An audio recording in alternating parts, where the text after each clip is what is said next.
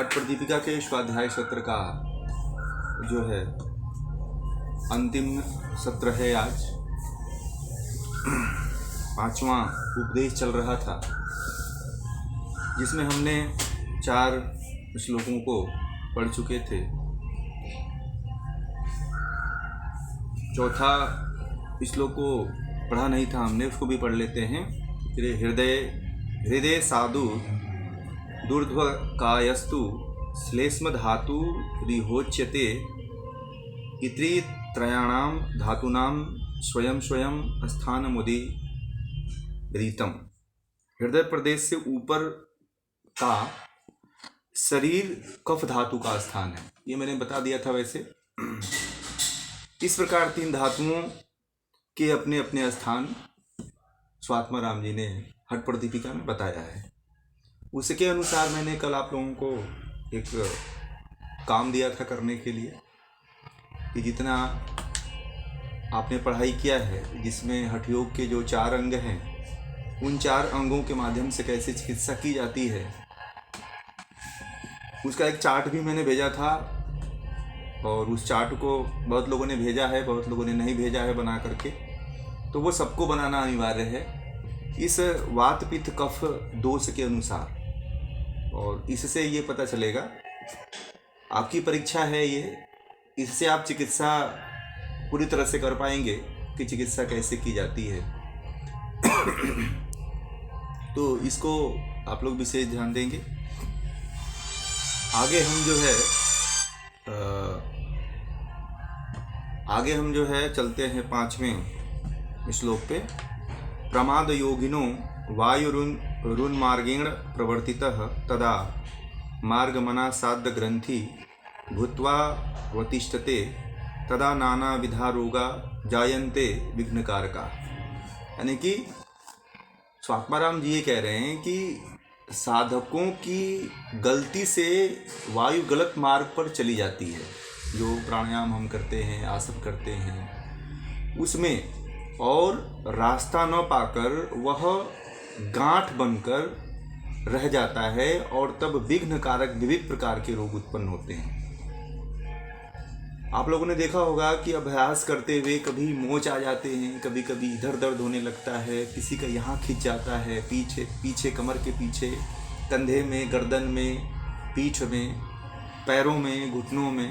इस तरह का योग करते करते आप लोगों ने देखा होगा कि खिंचाव जो आता है, या नाभि वाला भाग किसी का उठ जाता है, या गलत तरीका से देखा होगा कि किन्हीं का योगाभ्यास न करने के कारण किन्हीं का गुदा भाग निकल जाता है, बवासीर।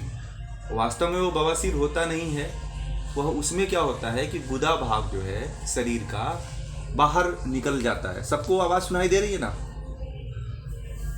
मेरी आवाज़ सबको जा रही है ना? हाँ, ठीक है, चलिए। तो उसमें क्या होता है कि जब वायु बिगड़ती है, जब सही तरीके से आप आसन का अभ्यास नहीं करते हैं, सही तरीके से कुंभक का अभ्यास नहीं करते हैं, सही तरीके से मुद्रा का अभ्यास नहीं करते हैं, तो उससे जो है शरीर में वायु विकृत हो जाता है। सबसे ज़्यादा अपान वायु विकृत होता है। हमारे शरीर में 10 प्राण हैं, तो 10 प्राणों में उदान वायु और अपान वायु, उदान वायु, अपान वायु, ये बहुत ज़्यादा बिगड़ता है। और आज की स्थिति में सबसे अधिक बिगड़ा हुआ यही है। ठीक है, तो ये गलत तरीके से जो अभ्यासी हैं, जो अभ्यास करते हैं, जिनको नहीं पता है कि किस तरह से अभ्यास करना चाहिए, कौन कौन सा अभ्यास करना चाहिए, कब करना चाहिए, कितनी समय, कितनी मात्रा देकर के कितना समय उस पर देना चाहिए, ये सारी चीज़ें बहुत लोगों को नहीं पता होने के कारण जो है ये समस्याएं, गांठ आदि की समस्याएं बन जाती हैं। और योग में आगे जाने में उनको काफ़ी विघ्न बाधा उत्पन्न होती है, नहीं आगे बढ़ पाते हैं। वो बीमारियों को लेके परेशान हो जाते हैं, उनके अंदर समस्याएं आ जाती हैं और परेशान हो जाते हैं। वो फिर इधर उधर डॉक्टर के पास, यहाँ वहाँ जो है वो जा करके अपनी चिकित्सा आदि के चक्करों में पड़ करके और शरीर को बर्बाद कर लेते हैं। आगे कहते हैं कि तेषां चिकित्सां वक्ष्यामि तथोक्तम तंत्र वेदिभिः, यानी कि तज्ञों इस प्रक्रिया के जानकारों के कथानुसार उन रोगों की चिकित्सा विधि कहता हूँ।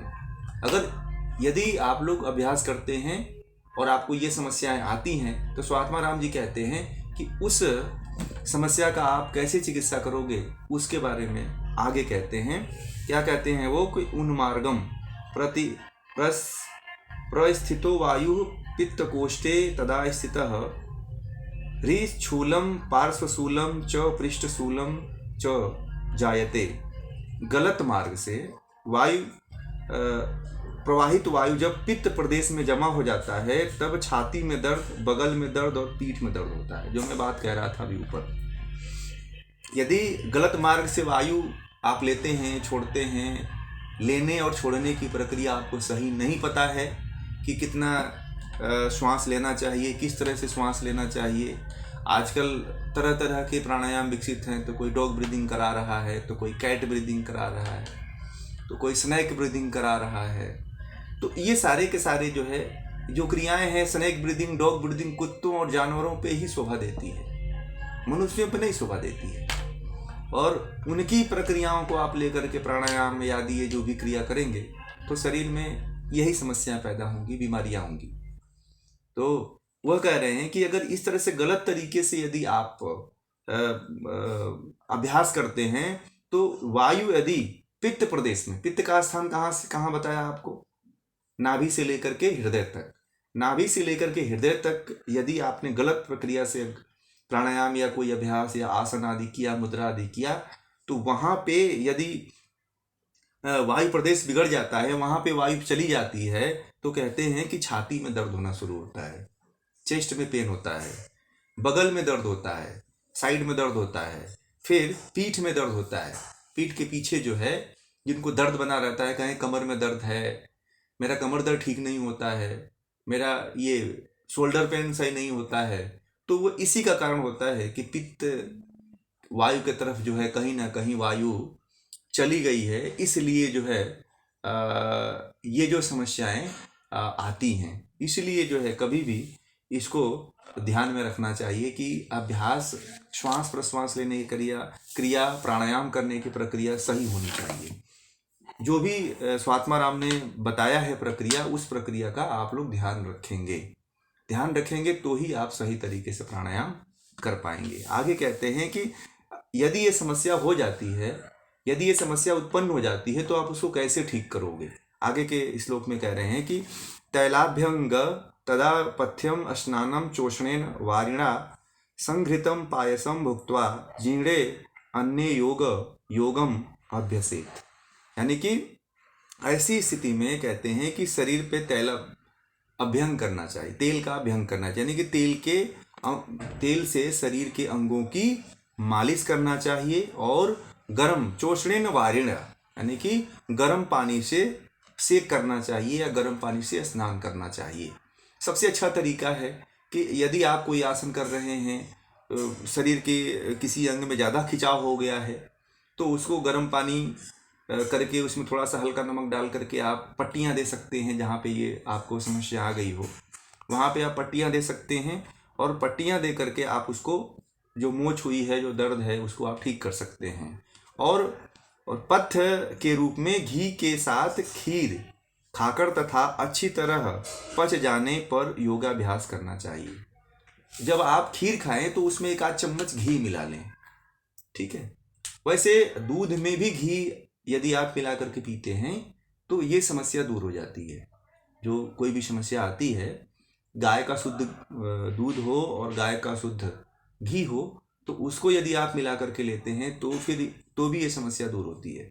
बहुत लोगों को वात प्रकृति होती है, तो खिचड़ी खीर में जो खीर सभी लोग नहीं पसंद आता है, किसी को आता है, किसी को नहीं आता है। तो यदि सबको आता है, एक तो खीर स्निग्ध भी होता है और मधुर भी होता है, पूर्ण आहार एक तरह से कहा जाए तो खीर होती है। अच्छा, स्वादिष्ट और योगियों के लिए बहुत अच्छा आहार माना जाता है खीर खाने के लिए। तो जो खाते हैं तो सही है, जो नहीं खाते हैं वो दूध और घी का सेवन कर सकते हैं। तो इससे जो है ये जो समस्या ऊपर बताई गई है, जो पित्त रोग से जो समस्या बताई गई है, वह ठीक हो सकती है। क्योंकि खीर के साथ अगर घी मिला देते हैं तो वहाँ पे जो पित्त होता है, पित्त शांत हो जाता है। पित्त को शांत करने के लिए घी का सेवन करना चाहिए। एक तो वात रोगियों के लिए भी काम करता है घी, और पित्त को भी शांत करने के लिए घी बहुत ही अच्छा काम करता है। पित्त बहुत ज्यादा बढ़ गया हो तो शुद्ध गाय का घी हो तो पित्त को शांत कर देता है। पित्त विकृत अवस्था में पहुंच गया हो तो भी उसको शांत कर देता है। तो इसका जो है अभ्यास करना चाहिए। और जब ये आप खीर खा लें या दूध खा लें तब जो है आपको योगाभ्यास आदि करना चाहिए। जो भी हठ योग के अंग हैं उन अंगों का अभ्यास करना चाहिए। आगे कह रहे हैं कि यस्मिन यस्मिन यदा देशे रुजा बाधा प्रजायते तस्मिन देशे स्थितम वायु मनसा परिचिंतयेत्। जहाँ जहाँ जो स्थान रोगग्रस्त हो उस स्थान में विद्यमान वायु का मन से चिंतन करना चाहिए। यदि आप ये प्रक्रिया के साथ साथ जो ऊपर बताई गई प्रक्रिया है उस प्रक्रिया के साथ साथ यदि आप मानसिक रूप से कोई रोग है, कोई शरीर में कहीं पे दर्द है, कहीं पे पीड़ा है, कहीं पे खिंचाव हो गया है, तो वहां पे मन को ले जाकर के उसके ऊपर कुछ देर तक रोकना चाहिए, उसके ऊपर कुछ देर तक चिंतन करना चाहिए और उस दर्द को महसूस करना चाहिए। उसी दर्द को बार बार देखना चाहिए, धारणा बनानी चाहिए उस दर्द की। आप कुछ देर तक देखेंगे, आप 1 घंटे देखेंगे, 2 घंटे देखेंगे, बार बार यदि आपका वही पे मन जाता है तो वह दर्द मिट जाता है। ये योगियों को आना चाहिए, ये ध्यान का विषय है। ध्यान में जहाँ जहाँ जो समस्याएं होती हैं वहाँ पे ध्यान को केंद्रित करना चाहिए। ऐसा यदि आप करते हैं तो जो समस्या होती है वो बहुत ही जल्दी रिकवर होती है। कहीं व्यवहार में न आकर के मानसिक रूप से यदि करते हैं तो कोई समस्या उससे पहले ठीक होती है, ये ध्यान रखिएगा। आगे कहते हैं कि एक चिंतेन तद ध्यात्वा पूरयेत पूरकेण तु निःशेषरेचकः कुर्यात् यथाशक्त्या प्रयत्नतः। आगे उसके बाद फिर एक और प्रक्रिया बता रहे हैं स्वात्मा राम जी कि चित्त को एकाग्र करके उस वायु पर ध्यान करते हुए वायु से फेफड़े को पूरक द्वारा भर लेना चाहिए, पूरक कर लेना चाहिए और अपनी यथाशक्ति जो है उसको धीरे धीरे जो है बाहर निकालना चाहिए। कभी कभी जब आप ज़्यादा जब मन चंचल हो, आपका एकाग्रता न हो, ज़्यादा बेचैनी हो, ज़्यादा आपको अनकंफर्टेबल लगता हो, असहजता महसूस होती हो, तो गहरी सांस लीजिए, जिसको आह भरना कहते हैं ना। कभी कभी आपको पता है, कभी कभी हमारा शरीर स्वतः ही कभी कभी आहें भरता है, यानी कि प्राणायाम करता है। देखा है, कोई काम करते करते रहते हैं तो ऐसे करते हैं, ऐसे करते हैं ना, कभी कभी लंबी श्वास लेते हैं। तो इस तरह से जब आपका मन चंचल हो, कभी भयभीत हो, जब मन न लगे, डरा हुआ सा लगे, चिंता ज़्यादा सताती हो, मन ज़्यादा चंचल हो, एकाग्र न हो, तो इस तरह की क्रिया 4-5 बार कर लेनी चाहिए। गहरी श्वास लेके छोड़िए और पूरा गले तक श्वास लेते हैं, यहाँ तक श्वास भरते हैं, फिर उसके बाद जितना श्वास रहता है उसको पूरा बाहर उड़ेल देते हैं। इस तरह से ये क्रिया यदि आप करते हैं तो भी जो है मन को एकाग्र किया जा सकता है। और जो फेफड़ों में भरी छुपी हुई जो इधर उधर कहीं कोतड़े में, कहीं उसके वायु कोशों में अगर वायु जो कार्बन डाइऑक्साइड के रूप में या ऑक्सीजन के रूप में, किसी भी गैस के रूप में इकट्ठा होती है, वह बाहर हो जाती है। ये प्रक्रिया को ध्यान रखिएगा। जो भी बिंदु बता रहे हैं आप लोगों के प्रयोग का विषय है, इसको नोट करते रहेंगे और इसका प्रयोग भी करते रहेंगे। आगे कहते हैं कि बहुधा रेचकम कृत्वा पूरयित्वा पुनः पुनः कारयेत प्रकार स्थितम वायु कण तोय मी वामुना।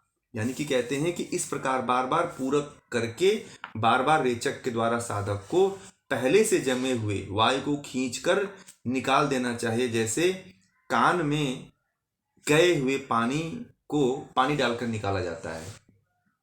जैसे कान में जब किसी का पानी चला जाता है तो कैसे निकालते हैं? गांव में एक लोग बहुत असहज प्रक्रिया करते हैं कि अब गांव में, अब यहाँ तो शायद किसी को नहीं पता है कि कान में पानी चला जाए तो किससे निकालते हैं। लोग डॉक्टर के पास जाते हैं, सिरिंज लगा करके निकलवाते हैं, ऐसे करते हैं। परंतु हम लोग क्या करते थे, जब हम लोग छोटे तालाब में या इधर उधर गाँव में नहाते थे तो और एक बार डुबकी लगा लेते थे, तो जितना पानी होता था ना वो सब बाहर निकल जाता था कानों में। अब जो स्विमिंग पूल में जाते हैं नहाते हैं, स्नान करते हैं, तो उनके कानों में भी पानी चला जाता है कभी कभी गलत तरीके से स्नान करने से। तो वो लोग भी क्या करें कि उस पानी को निकालने के लिए एक बार फिर उसमें कान में पानी, शुद्ध पानी भर दें और ऐसे कर दें, पूरा पानी बाहर निकल जाता है। उसी प्रकार जो है बार बार गहरी श्वास लेकर के डीप ब्रीदिंग, यानी कि भस्त्रिका प्राणायाम की प्राथमिक स्टेज को करिए। ठीक है, प्राथमिक भस्त्रिका प्राणायाम में 2 स्टेज है। ठीक है, तो सभी लोग पहले स्टेज को ही भस्त्रिका प्राणायाम कह देते हैं, परंतु भस्त्रिका प्राणायाम का वो पहला स्टेज है। 2 स्टेज में पूरा होती है भस्त्रिका प्राणायाम। तो भस्त्रिका प्राणायाम का पहला स्टेज करना है, श्वास लेना है, छोड़ना है। 20 बार श्वास लीजिए, 20 बार श्वास छोड़िए, परंतु ये ध्यान दीजिए कि गहरी श्वास, आधा अधूरा नहीं। कुछ लोग ऐसे ऐसे करते हैं, ठीक है, तो ऐसे भी नहीं करना है, बराबर इस तरह से करते हैं तो भी समस्याएं आती हैं। और कपालभाति भी करते हैं, तो कपालभाति में करीब 90% लोग कपालभाति गलत करते हैं। ठीक है ना, तो वो भी उसके आगे इसका विषय नहीं है, उसके बारे में चर्चा नहीं करेंगे हम। आगे चलते हैं। प्रायः स्निग्धाहारम च इह भुज्येत योगवित एवं शूलादयो रोगाः सामयन्ति वातपित्तजाः। जानकार साधक इसमें अधिकांशतः स्निग्ध भोजन ही लें। इस प्रकार उपचार करने से वात पित्त दोष से उत्पन्न दर्द आदि रोग दूर हो जाते हैं। आप लोगों को बता दें कि बार बार स्निग्ध भोजन इसीलिए लेने के लिए कहा जाता है कि जो है वात पित्त कफ को सबसे अधिक और सबसे कम समय में यदि कोई आहार दूर करता है तो वह स्निग्ध आहार है। ठीक है, स्निग्ध आहार, दूध से बने हुए आहार, दलिया हुआ, खिचड़ी हुआ, ऐसे आहार का, खीर हुआ, दूध में घी डाल के लेना अगर लेते हैं, तो ये आहार जो होते हैं, घी दूध से बने हुए जो आहार होते हैं, वो काफ़ी जो है वात पित्त तीनों दोषों को दूर करने वाला होता है स्निग्ध आहार। बहुत लोग कहते हैं कि ये हमें समझ में नहीं आया कि क्यों ये योगी लोग जो है सिंपल इस तरह का भोजन करते हैं। ये इसीलिए करते हैं कि जो है वात पित्त कफ उनके शरीर में बैलेंस रहे। आप देखे होंगे जो योगी नहीं है, जो योग नहीं करते हैं, वो उनको किसी भी तरह का भोजन मिल जाता है तो उसको खाते पीते रहते हैं। वो उनको नहीं पता होता है कि हम शरीर में क्या डाल रहे हैं। रूखा भोजन, तीखा भोजन, खट्टा भोजन, मीठा भोजन, जो भी आता है सब डालते चले जाते हैं कचरा टाइप में। तो वो नहीं करना चाहिए, स्निग्ध भोजन करिए, चिकना भोजन है। जैसे खीर है, खीर सबसे बेस्ट स्निग्ध भोजन में आता है। खीर जो है, खिचड़ी आती है, उसके बाद जो है दलिया आता है, उसके बाद जो है उसके बाद सब्जियों का सूप आता है, सब्जियां आती हैं, दाल चावल आता है ना, उबला हुआ जितने भोजन आते हैं, फल आते हैं, सब स्निग्ध भोजन के कैटेगरी में सारे के सारे ये आते हैं। आगे कहते हैं कि कफ कोष्ठे यदा वायुर्ग्रंथिर्भूत्वा अवतिष्ठते हृत का सहिक्का श्वासवासिरः शूलादयो रुजाः जायन्ते धातु वैषम्यता तदा कुर्यात प्रतिक्रियाम्। यानी कि ये कह रहे हैं कि जब वायु कफ प्रदेश में जमा होकर गांठ बनकर रहता है, तब धातु वात पित्त कफ में विषमता हो जाने से हृदय रोग। देखिए, अब कफ प्रदेश में ये जो कफ का जो क्षेत्र है, वहाँ पे यदि वायु अवरुद्ध हो जाती है तो कहते हैं कि वो जो विषमता आती है, जो रोग उत्पन्न होता है, वह जो है हृदय रोग आता है, फिर खांसी आती है, हिचकी आती है, दमा होता है, सिर में दर्द होता है, आदि रोग होता है जब कफ आपकी चरम सीमा पे बढ़ जाती है। कब जब बढ़ता है, जब भी आपको ये समस्या हो तो समझना कि आपकी कफ विकृत है। क्या होता है, यदि आपको हृदय में दर्द होता है, हृदय रोग कोई भी, बीपी हो, बीपी का रोग हो, कार्डियोवास्कुलर डिजीज हो, जितनी भी हृदय रोग से संबंधित बीमारियां हैं, यदि वो हो रही हैं तो समझना कि कफ विकृत है। आपको खांसी हो रही है, हिचकी हो रही है, दमा हो रही है, निमोनिया हो रही है, कफ हो रहा है, सिर में दर्द हो रहा है, तो ये समझना आप कि यह जो है कफ रोग है, कफ से संबंधित रोग है। और कफ प्रदेश में वायु गलत तरीके से पहुंच गई है, इस कारण ये समस्या आई हुई है। तो ये समस्या हमारे गलत तरीके से ही हमारे अंदर रोग पहुंचता है, गलत खान पान से, गलत जीवन शैली से। सबसे अधिक जो है हमारे जीवन शैली से हमारा शरीर प्रभावित होता है। हमारा जीवन शैली न ठीक होने के कारण जो है हमें रोग जो है जल्दी उत्पन्न होते हैं शरीर में, जल्दी हमें रोग कवर करते हैं। आगे कहते हैं कि सम्यक भोजन मादा यो पस्पृश्य तदंतरम कुंभकम धारणम कुर्यद द्वित्रिवारम विचक्षणा। यानी कि ऐसी स्थिति में अच्छा भोजन करके, जो स्निग्ध भोजन बताया है उसको करके भली प्रकार मुंह साफ कर लेना चाहिए, और साफ करने के बाद जो है 3 बार कुंभक का अभ्यास करना चाहिए। ये तो 3 बार उन्होंने बताया है, ठीक है ना, ये 3 बार उन्होंने बताया है, परंतु 3 बार नहीं, आप जितना अधिक कर सकते हैं उतना ही आपके लिए फायदेमंद रहेगा। ठीक है, 3 बार उन्होंने कह दिया है तो 3 बार ही नहीं करना है, बाकी आप और भी देर तक इसको कर सकते हैं। आगे कहते हैं कि एवं स्वास्थ्यदयो रोगा सामयंती कफ पित्तजा। ऐसा करने से कफ पित्त, यानी कि देखिए कफ और पित्त दोनों एक साथ कहीं ना कहीं संलग्न रहते हैं, तो कफ और पित्त दोष से उत्पन्न श्वास संबंधी रोग दूर हो जाते हैं। कफ और पित्त से जो संबंधित रोग होते हैं, यदि आप ऐसा करते हैं, कुंभक का अभ्यास करते हैं, तो कफ और पित्त दूर होते हैं। आंतरिक कुंभक का अभ्यास करते हैं तो ये ध्यान रखिएगा। ठीक है, तो ये सारी चीजें आप लोग नोट भी करते चलेंगे। ठीक है, जो भी ये बता रहे हैं वो सारी चीजें आप लोग नोट करते हुए चलेंगे। आगे कहते हैं कि भुक्त्वा पाय ससम चोषणम क्षीरम वापी घृत लुप्तम वारुणी धारणम कृत्वा कुर्यात सर्वांग यंत्रणम। गरम खीर अथवा घी मिला हुआ गरम दूध का सेवन कर साधक को वारुणी धारण करके अपने सभी अंगों के क्रियाओं का नियंत्रण करना चाहिए। ठीक है, वारुणी का मतलब होता है शरीर के किसी विशेष अंग पे ध्यान को केंद्रित करना, उसे वारुणी कहा जाता है। ठीक है, एक धारणा होती है, एक तरह से उसको धारण किया जाता है शरीर के किसी विशेष अंग पे ध्यान को, मन को केंद्रित, जो पहले बताया अभी कि जिस अंग में जो समस्या हो वहाँ पे अपने मन को आप केंद्रित करिए। ठीक है, तो यानी कि गरम खीर का सेवन घी के साथ मिला करके करना चाहिए। बहुत लोग ऐसा तो नहीं करते ना, घी किसी को अच्छा लगता ही नहीं है, बहुत लोग घी खाते ही नहीं है, सोचते हैं कि घी खाने से मोटा हो जाता है शरीर। तो कौन से घी खाने से मोटा होता है शरीर पता है? भैंस का घी खाने से मोटा होता है शरीर, मार्केट का घी अगर लाते हैं तो उससे होता है मोटा शरीर, और गाय का शुद्ध अगर देसी गाय का घी मिल जाता है तो फिर आपको कभी मोटापा नहीं होता है, मोटापा पकड़ता ही नहीं है। और जितने भी योग करने वाले लोग हैं, जितने भी योग करने वाले साधक हैं, उन सभी के लिए घी का सेवन तो करना ही चाहिए। योगियों के लिए अमृत कहा गया है घी और दूध। तो घी का सेवन यदि कोई योग करने वाला साधक नहीं करता है तो वह आने वाले समय में वात का भयंकर रोगी हो जाएगा वो। ठीक है, और कभी कभी जो योगी होते हैं उनको शिलाजीत आदि का भी सेवन कर लेना चाहिए।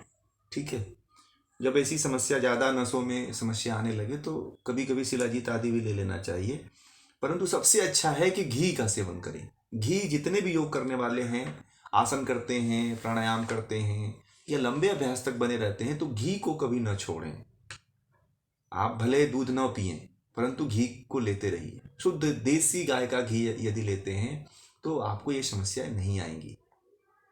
इसका आप लोग विशेष ध्यान दिया करें कि घी जो है थोड़ा सा ही, आधा चम्मच ही लीजिए, है ना, ज़्यादा नहीं, आधा चम्मच यदि प्रतिदिन अगर लेते हैं तो शरीर में आपके लुब्रिकेंट को बना के रखेगा, वात को बढ़ने नहीं देगा, और वात बिगड़ता है तो कई बीमारियां लाके खड़ा कर देता है, और आप फिर उसकी चिकित्सा कराने के लिए जाते हो, दूसरा रोग खड़ा हो जाता है, तो फिर समस्या ही समस्या दिन प्रतिदिन आती चली जाती है। इसलिए, और यदि उससे नहीं ठीक होता है तो वारुणी धारणा करना चाहिए। कहीं विशेष भाग पे, शरीर के जिस अंग पे जो समस्याएं होती है उस अंग पे ध्यान को केंद्रित करना चाहिए। यह जो है, यह ध्यान पद्धति जो है जापान आदि में बड़ा ही प्रचलित है। ठीक है, जापान में जितने भी बुद्धिस्ट हैं और भी कई जितने भी वहाँ के धार्मिक पंथ हैं, इस ध्यान को, वारुणी धारणा को सबसे अधिक करवाते हैं। आप फॉरेन में चले जाइए, विदेशों में चले जाइएगा तो ये धारणा बड़ा ही प्रचलित है। उन्होंने इस धारणा को लेकर के बहुत बड़े बड़े रोगों को उन्होंने ठीक किया है, बहुत बड़े बड़े बीमारियों को लेकर के उन्होंने ठीक कर दिया इस धारणा से। यदि ये धारणा आप लोग भी अपने जीवन में, अपने काम में प्रयोग करते हैं, तो आप बिना किसी दवा के ही किसी पेशेंट को ठीक कर सकते हैं। रोग पे उसको केंद्रित करवाइए। जो रोगी होता है ना, वो अपने रोग को कभी नहीं जान पाता है। पता है आप लोगों को, रोगों को कभी महसूस ही नहीं करता है। वो क्या करता है, वो केवल दूसरा व्यक्ति बता देता है कि फलां ने, अब फलां डॉक्टर ने बता दिया, फलां व्यक्ति ने, घर वालों ने बता दिया कि फलां व्यक्ति को कैंसर है। उसको नहीं पता चलता है उसको कैंसर है। उसको कोई बताता है तो कैंसर होता है। तो बताने वाले का ज्यादा प्रभाव पड़ता है। रोगी कभी, यदि उसको रोग हुआ है, तो यदि उसको आप उसको महसूस करने लगे, तो फिर वो बीमारी कम होने लगती है। पॉजिटिविटी बना के रखे तो वो रोग अपने आप कम होने लगता है। ठीक है। जितने बौद्ध भिक्षु हैं इस धारणा का उपयोग अपने जीवन में करते हैं। वो लोग जितने बौद्ध भिक्षु हैं, सारे बौद्ध भिक्षु जो है इस धारणा का प्रयोग सबसे अधिक करते हैं। आप लोग भी इस धारणा का उपयोग करेंगे, और जितने बौद्ध भिक्षु हैं इस धारणा का उपयोग करके बड़ी बड़ी चिकित्सा कर लेते हैं और बड़े बड़े रोगों से निजात पा जाते हैं। लद्दाख आदि में, तिब्बत आदि के क्षेत्र में जो रहने वाले बुद्धिस्ट हैं, वो लोग इसका अभ्यास, वारुणी धारणा का अभ्यास ज़्यादा करते हैं। इसलिए आप लोग इस पर ध्यान रखिएगा। आगे, एवं कुष्ठदयो रोगाः प्रणश्यन्ति न संशयः नेत्रो निमील्य कुरीत तिमिरादि प्रणश्यति। इस प्रकार करने से निसंदेह कुष्ठ आदि चर्म रोग दूर हो जाते हैं। कुष्ठ और चर्म रोग जो होते हैं वो पित्त के बिगड़ने से होते हैं। अब इसमें जो पित्त रोग जो होता है, पित्त के बिगड़ने से जो है कुष्ठ और चर्म रोग होते हैं। जब पित्त वाले प्रदेश में जो है वायु पहुंच जाती है, तो इससे जो है कुष्ठ रोग होता है। गलत तरीके से श्वास प्रश्वास लेने से, गलत तरीके से आसन करने से, गलत तरीके से सोने से, गलत तरीके का दिनचर्या अपनाने से जो है यह कुष्ठ आदि रोग और चर्म आदि रोग होते हैं। इस समय लगभग जो है भारत में कम से कम 60% तक, 40 से 60% तक लोगों को, पुरुष और महिलाओं को चर्म रोग है। पता है आप लोगों को? जितने भी सिंथेटिक कपड़े हैं, इन कपड़ों से भी, सिंथेटिक जितने कपड़े आते हैं, जितने पॉलिस्टर कपड़े आते हैं, उन कपड़ों से चर्म रोग होता है। पित्त जो है, देखिए कपड़ों से भी जो है वात पित्त कफ प्रभावित होता है। ध्यान रखिएगा, कपड़े हम किस तरह का पहनते हैं, इन कपड़ों से भी वात पित्त कफ दूषित होता है, बिगड़ता है। तो इसको आप लोगों को बता दूं, ये बात आ गई तो, कि कफ, इसीलिए हमारे जो ऋषि मुनि थे वो बड़ा ही कम वस्त्र धारण करते थे, और वस्त्र ऐसा पहनना चाहिए जो हवा जिसमें अंदर प्रवेश हो सके, कॉटन का हो, शुद्ध कपड़ा हो, उसका ही उपयोग करें। ज़्यादा इलास्टिक वाले, ज़्यादा पॉलिस्टर वाले, ज़्यादा सिंथेटिक वाले जितने भी कपड़े आते हैं, इन कपड़ों का टेरिकॉट जो आता है, मिक्स कपड़े जो आते हैं, ये जो ज़्यादा नुकसान पहुंचाते हैं शरीर को। सहज हो, ढीले कपड़े होने चाहिए, शरीर को चिपके हुए कपड़े नहीं पहनना चाहिए। इससे क्या होता है कि ब्लड सर्कुलेशन में समस्याएं आने लगती हैं। रोम कूपों को, जो हमारे शरीर में जो रोम कूप होते हैं, उनको सांस लेने में तकलीफ आती है। आपको पता है कि आपके रोम छिद्र श्वास लेते हैं? नहीं पता है। उसके लिए आप लोग जगह ही नहीं छोड़ते हैं। आप देखिएगा, प्राचीन समय से लेकर के अब तक कभी भी चिपके हुए वस्त्र नहीं पहने जाते थे, ढीले वस्त्र पहने जाते थे, कि जो है उसमें जो हमारे रोमकूप हैं, ये भी हमारे शरीर के द्वार कहे जाते हैं। कोई 9 द्वार बोलता है, कोई 10 द्वार बोलता है, कोई 11 द्वार बोलता है, परंतु कुछ लोग कहते हैं कि अरबों द्वार हैं, करोड़ों द्वार हैं हमारे शरीर के भीतर। तो इसलिए जो है हमें वस्त्र का भी विशेष ध्यान देना चाहिए कि वस्त्र हमें किस तरह का पहनना चाहिए। तो वस्त्र में कॉटन का वस्त्र, आप कैसे भी कपड़े पहनिए, कम पहनते हैं जो इस मॉडर्न के अनुसार पहनते हैं, परंतु उसका चयन देखिए कि कॉटन का है कि नहीं है ना। कॉटन सबसे बेस्ट होता है पहनने की दृष्टि से। तो चर्म रोग से बचना है, तो जो चर्म रोग का सबसे बड़ा कारण होता है कि दूध के साथ जो भी दूध वाले पदार्थ होते हैं, उनके साथ नमक आदि का सेवन नहीं करना चाहिए। जैसे खिचड़ी के साथ, यहाँ पे गुजरात में खिचड़ी के साथ दूध लोग खाते हैं, तो विरुद्ध आहार है ये। ठीक है, बहुत लोगों को पता नहीं, वो कहते हैं हम तो बहुत सालों से खा रहे हैं। ठीक है, तो आपको फायदा, नुकसान नहीं करेगा, आपकी आने वाली पीढ़ी को नुकसान कर जाएगी। ठीक है, तो ये गुजरात में विरुद्ध आहार का ध्यान रखना जरूरी है। मैं जो है इस पे 5 साढ़े 5 7 सालों से मैं इस पे प्रयास कर रहा हूँ, और जितने लोगों को मैंने बताया सभी लोगों ने लगभग छोड़ा, और इसका अच्छा उनको रिस्पांस भी मिला है। क्योंकि उससे पहले उनको काफ़ी समस्याएं इंटरनल खुजली रहा करती थी, इसके लिए बहुत सी दवाएं उन्होंने कर दिया, नहीं ठीक हुआ। दूध के साथ हमेशा जो है मीठे पदार्थ का सेवन करना चाहिए। दूध वैसे ही मीठा ही पीना चाहिए, वो तो वैसे ही पीना चाहिए। तो गुड़ आदि का सेवन, मिश्री आदि जो आती है ना, मिश्री जो बड़ा बड़ा आता है, उसका सेवन, मिश्री के साथ दूध का सेवन कर सकते हैं, है ना। और चीनी का सेवन नहीं करना चाहिए। चीनी जो आती है दूध के साथ, चीनी जो है जहर का काम करती है, इसलिए दूध के साथ कभी चीनी का उपयोग ना करें। जो चाय हम पीते हैं, सारी बीमारियां जो है चाय से उत्पन्न होती हैं, ठीक है। तो चाय योगियों के लिए तो नहीं पीना चाहिए। जितने योगी हैं, योग करने वाले लोग हैं, चाय जो है वैसे भी पूरी तरह से विरुद्ध है। कोई कॉम्बिनेशन नहीं, चाय का दूध का कोई कॉम्बिनेशन नहीं है। हमारे केवल भारत में जो है लोग हैं, वह लोग जो है दूध के साथ चाय मिला करके पीते हैं, चाय, दूध वाली चाय पीते हैं। वास्तविक जो चाय होती है वो रेड या ग्रीन कलर की ही होती है। यदि आपको चाय पीना है तो आप केवल जो है काढ़ा बना लीजिए, काढ़े टाइप में चाय को उबालिए पानी के साथ और पीजिए, ठीक है। और आपको बता दें कि चाय में अंग्रेज जो है आज भी जो है चीनी नहीं मिलाते हैं। 50% अंग्रेज ऐसे हैं जो चाय के साथ चीनी नहीं पीते हैं।